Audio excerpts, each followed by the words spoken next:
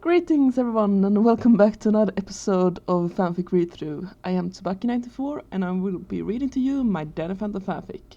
Fair warning, there will be a lot of, raised shouting, but I've tried to lower the volume in the audio editing so that it won't be anything that, blows your ears out.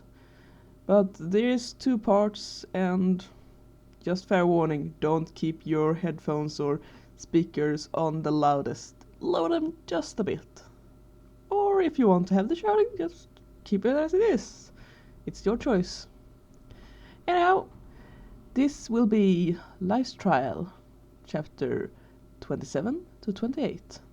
Enjoy.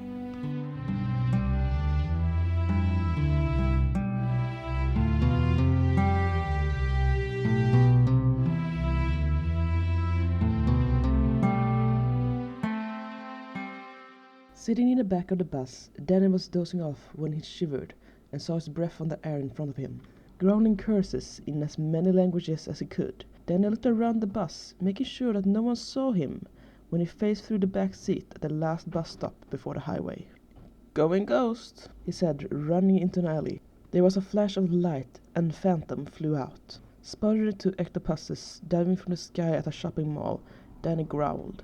"Can't you leave my town alone for one effing day?" As he flew at them, ready to let out some of the frustration on the two ghosts. Too tired to go to the library after his fight with the octopuses, now safely stored in the thermos together with the tiger ghost, Danny flew back to his room at Mrs. Oswald's house. He landed on the unmade bed and changed back, looking down at his forearms as blood started to stain the sleeves of his red shirt. Taking off the bandages on his arms, Danny groaned. Almost all the stitches had popped, and the wounds had reopened. If I could only get one day without any ghost attacks, this wouldn't be a problem, he said to himself, trying to wipe the blood off with his shirt before making his right arm intangible, sticking it through the mattress, searching around for the first aid kit. Getting his hand on the metal box, Danny lifted it up onto the bed and opened it. Looking through the supplies, he got even more annoyed. There were thread and needle to stitch up the cuts, but no bandages left. "I refilled this last week," he growled, shuffling things around in the box as if he was miraculously going to find more bandages that way. Angrily, he closed the lid of the box and leaned his back against the wall, trying to think of what else he could do. Looking down at the still bleeding cuts, he forced his frost powers down his arms, making the bleeding stop. "That's a start," he thought, taking slow, calming breath. What's next? He dried off the blood and started taking out the remaining stitches from his late-night work. Once he'd gotten the last of the stitches out of his skin, he looked down at the first aid kit again. Still no bandages. He was looking down at the cuts on his arms when there was a knock on the door that made him jump. "Daniel, you in there? Dinner is ready," said Mrs. Oswald through the door. Panicking, Danny faced his first aid kit back down through the mattress. "Yeah, just a sec," he said and looked around the room for a new shirt. He saw one hanging on the desk chair and lunged for it, tripping over his crossed legs and landing hard on his left shoulder. There was no way Mrs. Oswald hadn't heard his fall, and a moment later her voice came through the door again. "Is everything all right in there?" she asked, worry and suspicion in her voice. "Yes," growled Danny, getting to his feet, massaging his hurting shoulder. "I'll be right there," he said, his voice wavering unintentionally. There was the click from the door handle being turned. "Are you sure?" asked Mrs. Oswald, opening the door. For a split second, Danny considered going invisible, but then Mrs. Oswald poked her head in, and her eyes landed on Danny. He could see her eyes go from the blood-stained sleeves of his shirt to the cuts on his arms, and then her eyes hardened as she came to a conclusion. "What are you doing?" she asked in a cold voice, making Danny take a step back. "Nothing," he answered, having no idea what to say or how to handle the situation. Trying his best to hide the injuries, Danny put his arms behind his back, but the damage was already done. Mrs. Oswald stepped into the room, closing the door behind her. "What's that on your arms?" she asked in the same emotionless voice.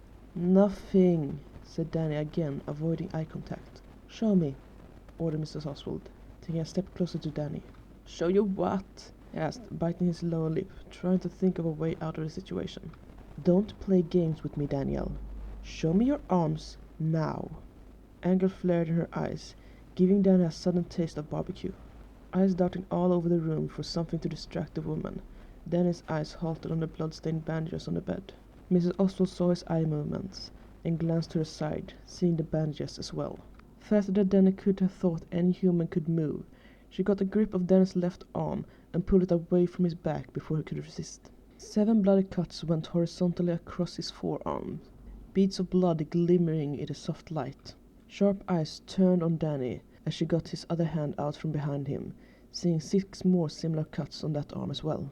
"What is the meaning of this?" she asked, cold fury in her voice. "It's not what you think," said Danny, swallowing hard. "Oh yeah? What do I think this is?" she asked, sounding like a completely different person to the one he had gotten to know. "It was a cat, nothing else," said Danny, trying to explain without actually saying the truth. "A cat. This is not the scratches of a cat," she growled, making sure that Danny could see the cuts on his arms. "What do you think you're doing hurting yourself in this way?" Biting down hard on his lips, Danny tasted blood. "I didn't do this to myself," he said, jerking his arms out from the woman's hands, feeling the anger he tried to keep under control rise in him. "I hate getting hurt. I hate getting injured. Why would I cut myself if I hate it so much?" he asked, his voice rising in volume. "I don't know what you think, so tell me, Daniel, why are you cutting yourself? What makes you feel so bad that hurting yourself feels right?" she asked, raising her own voice. "I never have and never will," growled Danny, sounding less like himself. "I don't believe you. If you hadn't lied to me before, I might have. But I won't stand for this kind of behavior in my house," she answered, glaring into Danny's cold eyes.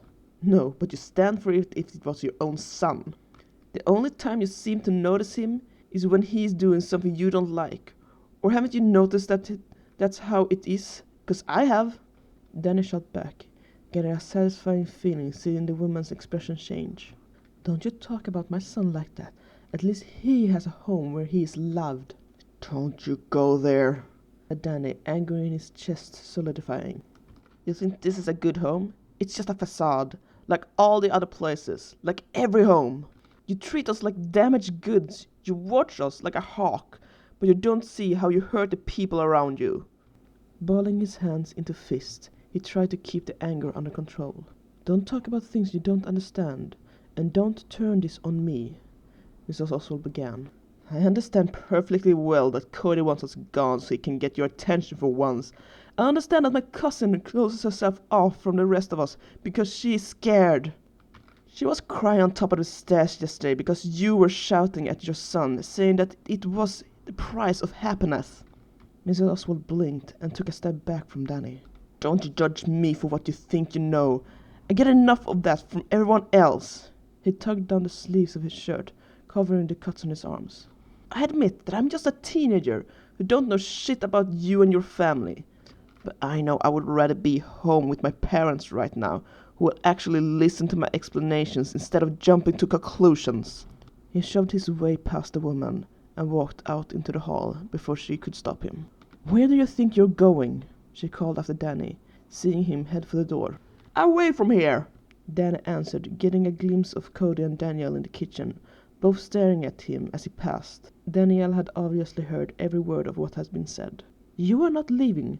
Not until we talk this through," said Mrs. Oswald, coming after Danny. Turning around in the doorway, Danny glared at Mrs. Oswald.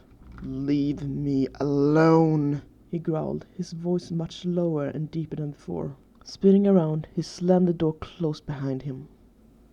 End of chapter 27. Chapter 28. The sound of the door slamming closed echoed down the street as Danny walked along the pavement, droplets of rain hitting his face. He needed to get away, to think, and to be alone. Wiping water from his eyes, he looked around the residential street for a good spot where he could change into Phantom, unnoticed. A loud and annoying yapping brought his thoughts back to the now, making him look down at a small animal making noise. A tiny dog jumped around his legs, barking and scratching as it tried to get his attention. Danny bent down to pet the dog, confused as to what it was doing there without a collar. "Hey, stop the chihuahua!" A broad-shouldered figure called as he ran up to Danny and stopped, a surprised look on his face. "Fenton, what are you doing here?" asked Dash, pushing back the hood of his raincoat. Danny blinked up at the big jockey, equally surprised to find him in Wishing Hill's residential neighborhood, as Dash was. "Walking? What are you doing here?" he asked, scratching the happy dog behind the ears, earning him a slobby doggy kiss. "Walking Pokey. Why are you walking here? It's a bit far away from Empty Park," asked Dash, kneeling down to put the pink collar with metal spikes around the dog's neck. The little dog wasn't making it easy, as it kept spinning around Danny's legs, barking at him. "Come on, Pokey, stand still," growled Dash, trying to catch the dog. "Here," sighed Danny, and together they got the dog to be still long enough for Dash to put the collar back on. "Thanks," said Dash, holding the dog by the collar as he put the lead on. "I don't know how he do it, but he just slips out of the collar sometimes." The two teenagers straightened. "I didn't see you at the library today. You said you'd help me with the math homework," said Dash, giving the dog some leaves so that he could sniff around. Scratching the back of his neck, Danny winced. The movements had aggravated the wounds. "I was a bit caught up with other things. I'll give you a hand tomorrow, after school." He lowered his arms and tugged at his sleeves. "Sure," answered Dash, and for a moment they stood awkwardly quiet in the rain. "Hey, you forgot your jacket at the library yesterday. I couldn't bring it to school, or people might start thinking. It's at my place, if you got time." Dash nodded down the street. Shrugging, Danny stepped to the side. "Show the way," he said, wondering when Dash had stopped thinking of him as a target for bullying.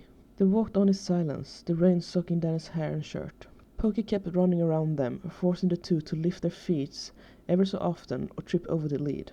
The silence drew out an odd pressure between the two until Dash finally spoke. "You going to watch the game tonight?" he asked. Rolling his shoulders in a shrug, Danny kept his eyes on the dog. "What game?" he asked, and regretted it. Dash, being a football player himself, knew everything there was to know about the sport. And Danny, obviously ignorant, made him go on a rant, explaining not only what the teams were playing, but how they had come to play against the other team. "You're just lecturing me about this to get back on me lecturing you on physics the other day," accused Dash when he couldn't get the word in. No? You honestly don't know anything about football?" asked Dash, looking down on Danny as if he was better than him in every way. Putting his hands in his pockets, Danny shrugged. "I know how the game works. I was the school mascot in junior year. I had to know when it was going good for the team or when to run away from you," he said. "Oh yeah, forgot about that. Why did you become the mascot?" "You were terrible, by the way. Even your nerd friends could have done it better," said Dash, not aware that Tucker had been in the mascot's costume more than Danny. "Extra credit in gym class," sighed Danny, wiping away the water running down his face. "Are we at your place yet? I'm getting soaked in this rain." Dash looked at Danny in surprise. He hadn't noticed that the other boy was getting drenched. "Yeah, we're close. It's just up ahead." He pointed at a small house at the end of the road. As they got closer, Danny could see two cars in the driveway. Dash blue sports car and a shiny chrome city car with a sticker on the back advertising Baxter & Company, quality cars. Danny felt Dash tense beside him, and looking up at the larger teen, he saw puzzlement on Dash's face. "What's wrong?" asked Danny, but Dash didn't answer before the front door to the house opened, and a man, roaring at the top of his lungs, could be heard throughout the neighborhood. "He's my son! I don't care what the lawyer said to you. I have the right to see him whenever I want." Danny could see the outline of a broad-shouldered person standing in the door. "Not at my house, not on my property. You can see him whenever you want, but coming here unannounced is against the papers you signed the day we got divorced." A woman shouted back. "I did not sign any such agreements, and you can't tell me where I can and cannot go. You bought this pathetic house with the money you swindled out of me from the settlement, just as you stole my son away from me when you left." Pokey was cowering under Dash, shivering. "We went to court over this. The judge agreed that he's better off living with his mother that works reasonable hours instead of you, who brings home junk food whenever you get home late and won't bother to cook, because you know what? You can't." Then he got an odd taste in his mouth, something he couldn't place. It was both sweet and sour at the same time. "Yes, let the woman try and raise a man. Who do you think gave him this card for his birthday? Who do you think it was that paid off the school to look the other way whenever he was accused of bullying? Who do you think it was that got the best defense attorney in the States Ready when he almost killed the Fenton kid last week. Me. You couldn't afford that on your secretary's salary. Oh wait, no, you're a hooker now, I remember. Glancing at Dash's face, Danny saw him biting his lip. And with that, you've proven my lawyer's point. You pay people off and try to buy our son's love, all the while teaching him that he can get away with anything as long as he got money. The woman growled back. What do you teach him? That it's alright to cry? That having plushies and watching soap opera is manly? He has a fucking chihuahua and listens to boy bands. You're turning him into a faggot woman, not a man. There was the sound of hands slapping a cheek, and the man in the door took a step back, letting the taller woman take a step forward to point down at him. Don't you ever insult our son in front of me, ever again. He will grow up to be a better man than you ever was, she said, and turned around on a sharp heel. And for the records, I'm a professional barista, a mixologist, who gets paid twice what a lonely secretary gets. She walked in, slamming the door closed in the burly man's face. The man cursed at the door before turning around to his car. His eyes fell on the two teenagers and the dog. Dash, my boy, there you are, the man called, walking past his car towards the two of them. I was just coming to get you. Wouldn't want to miss the game tonight, would ya? He asked, the light from a nearby street lamp illuminating his face, showing a round face, square jaw, dark blonde hair, and a large walrus mustache. He wore a trench coat over a nice business suit that didn't hide the beer belly. Dash's dad was hardly taller than his son, but Dash seemed to shrink in his presence. Sorry, Dad, but I can't. Me and Dan are watching the game tonight. He nodded down at Danny, who gave Dash a quizzical raised eyebrow. That's great. I've got lots of space in my car. You just leave the dog with your mom and we can go, Mr. Baxter said, turning to his car, unlocking it with a remote key. Biting his lower lip, Dash looked down at Danny. Sorry, Fenton. I'll get you your jacket and give you a ride home, said Dash in a low voice, picking up his dog from the ground. Why? Asked Danny, looking at the bully confused. He'd never seen Dash so miserable, except for that time with the student counselor Spectra, who'd sucked the happiness out of everyone. Dash looked as if he had just had a session with the life-sucking ghost, when the only thing that had happened was that his dad had talked to him, making Dash shrink. What do you mean, why? I told Dad you were watching the game with me. I can't tell him that you won't, hissed Dash at Danny. Sure you can, said Danny. But that wasn't what I was thinking of. Dash gave Danny a confused look. Why don't you stand up to your old man? You just folded like a piece of paper. Anger flashed in Dash's eyes. What do you know? You're the wimp who runs away as soon as a ghost is around. And you don't? Said Danny, and shook his head. Just bring me my jacket and I'll get home on my own, he said, hearing the engine of Mr. Baxter's car roar to life. Carrying his dog under one arm, Dash walked up the 2 steps to the front door of the small house, leaving Danny to wait by the sidewalk in the rain. Waiting, Danny thought of what he had just witnessed. Dash, the bully, the one who always had it all, had a troubled life at home. One didn't have to be a psychiatrist to see that Dash was afraid of his dad, and that the tension between his parents was affecting him too. His sister had once told him that bullies often had problems in their lives on other fronts, and that was why they were bullying others. To take back some sort of control over their lives. To feel powerful instead of feeling powerless. Pushing back his wet fringe from his eyes, Danny watched the shadows of Dash and his mother in the window as they spoke. He was tempted for a moment to go closer and eavesdrop, but decided that it was better not to. Mr. Baxter's car were idling in the driveway for a little over 5 minutes before Dash walked out of the house, a sports bag over one shoulder and Dash's jacket under one arm. He walked over to Danny and shoved the jacket at him. If you tell people at school, I'll send you up the flag post by your underwears, he growled. Accepting the jacket, Danny shrugged it on. I wasn't going to tell anyone, but if you keep beating on me, I might slip up. Straightening, Dash glared down at Danny. Then you better make sure I don't fail any more tests. I might break that talkative mouth of yours if I do. He smirked, but it somehow looked like a friendly smile to Danny, than the normal, despising look. Rolling his eyes, Danny turned to walk down the way he'd come. See you tomorrow, he said, pulling up the hood on his jacket. Moments later, both the Chrome City car and the blue sports car drove past Danny, splashing water on the lower parts of his jeans as they passed. End of chapter 28.